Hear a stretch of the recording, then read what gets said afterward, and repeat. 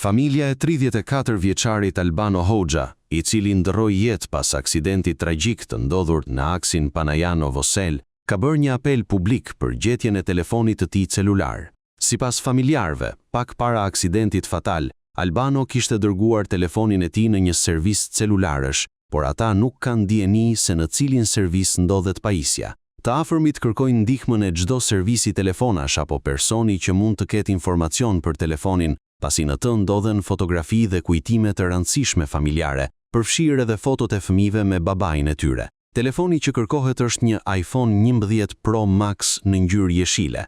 34 vjeçari humbi jetën pas një aksidenti të rëndë të regjistruar mesditën e smartës në zonën e Shamogjinit, pranë aksit të vjetër Vlorë Fier. Sipas informacioneve paraprake, automjeti që ai drejtonte doli nga rruga dhe u përplas me barrierat mbrojtëse, ndërsa i riu nuk mundi të mbijetonte plagëve të marra në spital.